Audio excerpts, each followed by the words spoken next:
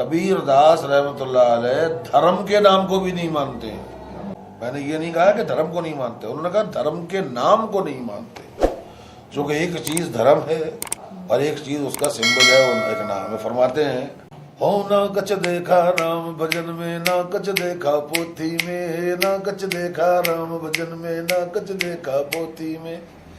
رام بھجن وظیفے، چلے، چاپ وغیرہ وغیرہ. پوتھی آسمان کی کتابیں، قرآنی کتابیں، گیتا ہیں، یجروید، اتھروید، شام وید وغیرہ وغیرہ وغیرہ.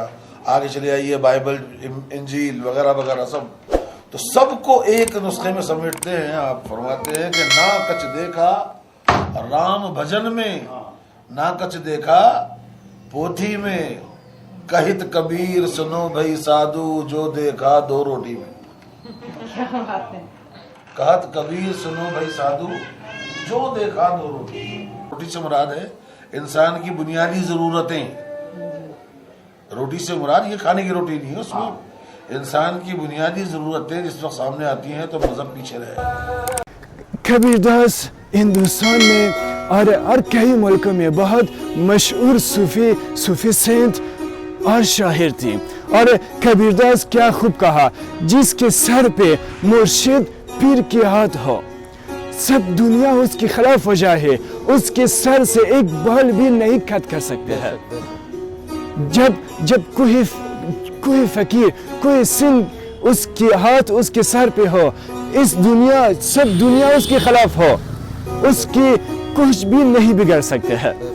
اور کبیر داس ہندوستان میں ہندو، مسلم، سکھ، عیسائی سب اس کو بہت چاہتے ہیں، دل و جان سے چاہتے ہیں.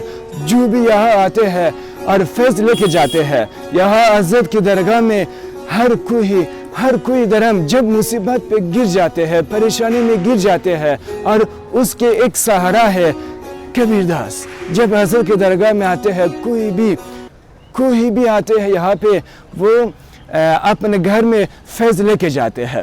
میرا نام خواجہ سید ظریف چشتی مودودی، سجادہ نشین بارگاہ خواجہ مودود چشتی. بابا کبیر الدین شاہ کا میسج کیا تھا؟ کبیر داس نے کیا خوب کہا، جس کے سر پہ مرشد کی ہاتھ ہو، پیر کی ہاتھ ہو، سب دنیا اس کے خلاف ہو جائے، پورے اس کائنات اس کے خلاف ہو جائے، اس کے ایک بال بھی اس کے سر سے نہیں کٹ کر سکتے ہیں، اس کو کچھ بھی نقصان نہیں دے سکتے ہیں جب اگر مرشد کی ہاتھ اس کے سر پہ ہو.